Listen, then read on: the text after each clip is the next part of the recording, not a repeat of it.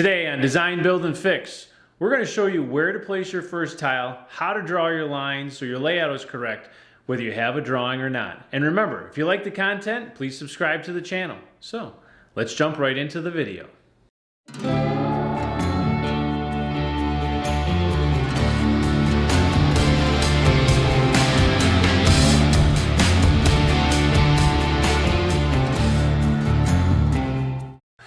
So the question is, where do you put your first tile in a room? Let's just assume that this whole space here is one big room.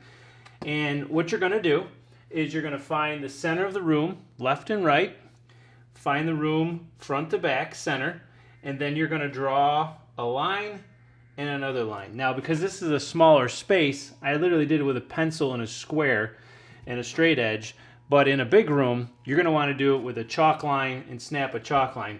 You'll probably need somebody to help you with that unless you pound a nail into the floor and pull it out that way. But you want to find the center left and right and front to back. And then at that point, you come up here and you grab full tiles. And we have a line here and here. And all I'm doing is putting the edge of the tile on this line and the edge of the tile on this line. And then I can put one here also. And what we're trying to do is we want to maximize the size of this tile here. We want it as big as possible. Now, as you can see, we're only going to be cutting off about 1.5 inches, so that looks like that's going to work out well. If we had, let's say for example, this was where that tile ended up, and you had 1 inch here, you're probably not going to want to do a full tile that starts here. So if that doesn't work, because you have a small piece of tile here and a small piece of tile here, you want to make this as big as possible.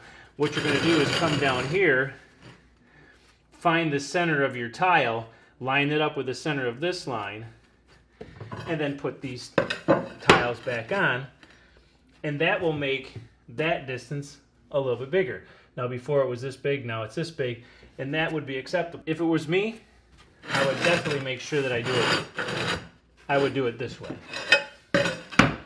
I'd put this tile this way. Now, how do you do it left and right? Well, the same process. You start here on this line, and you're going to come over here and keep laying the tiles out.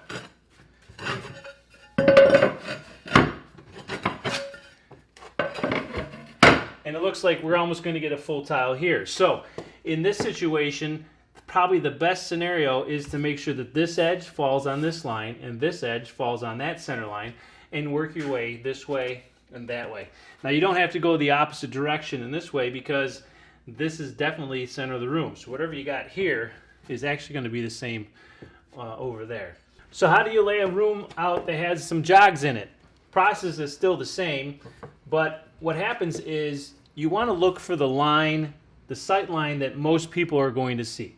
So over here we have a small little jog. That's not going to be a big deal. We know that it's going to be a full tile, and that'll just make this tile over here a little bit shorter. But let's say for example this comes out 2 feet, and the jog over in this distance is only 1 foot. Probably not a big deal because that corner is not going to be your sight line. This edge here is always going to be your main sight line. And so in rooms that have jogs in it, you want to find the longest wall that has the most sight to it and make sure that that space has the biggest tile.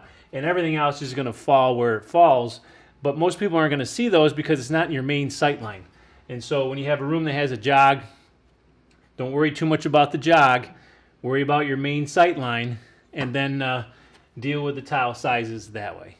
So to lay out the floor for a diagonal pattern tile, the process is literally the same.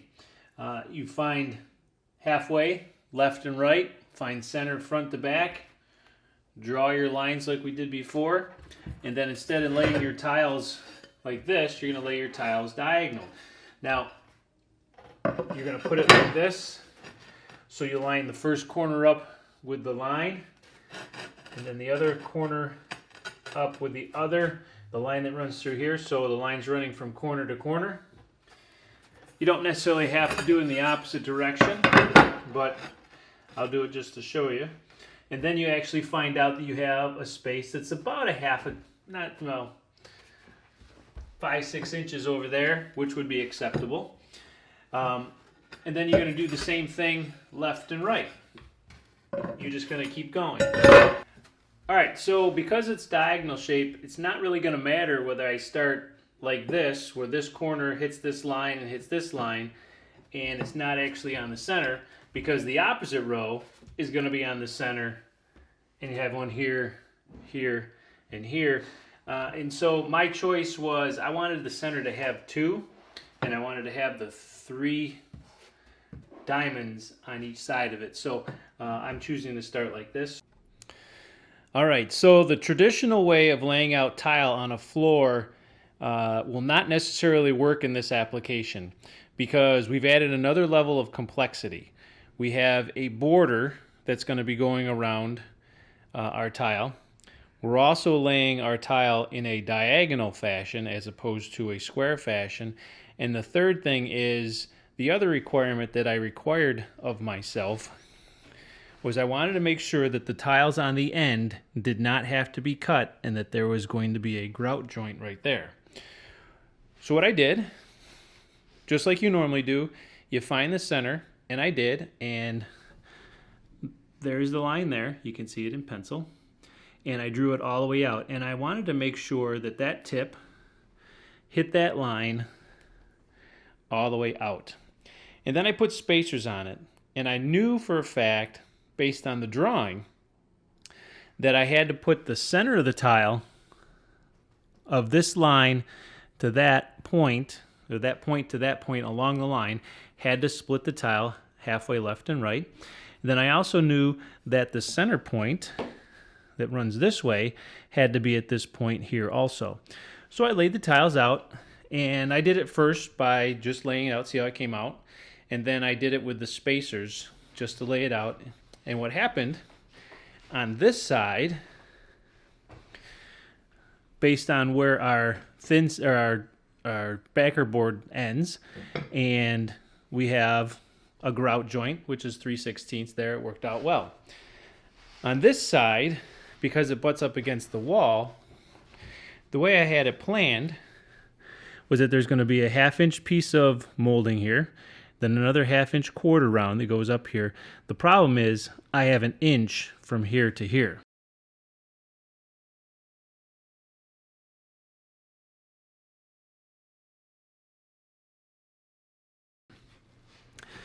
So here's how we're going to come over that problem, because I can't put another piece of tile here. I wanted that to be a grout line. So here's the fix that I came up with. Traditionally, that line, I made sure that it was center of the door. But if you really look at the door, this line here, center of the door, is not your sight line of center. It's actually this part of the door here. So I've measured the distance from my line that I drew and that point right there, and it's 7/8 of an inch. And so because that line on the door right here represents visual center, it's not actually a center, but the visual center, I've decided I'm going to shift everything 7/8 of an inch, because that's the difference between that edge and the line, 7/8 of an inch to the right.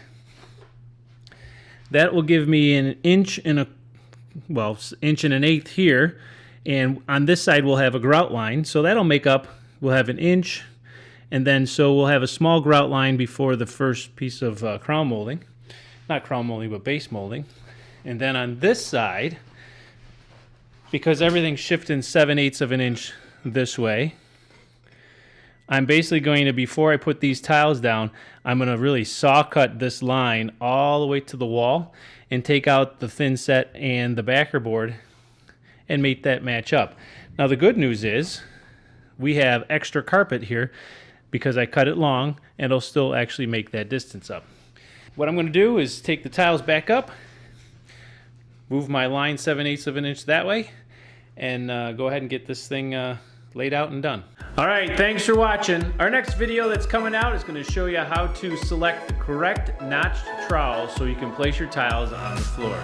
So remember, if you like the content, subscribe to the channel. We'll see you on the next one.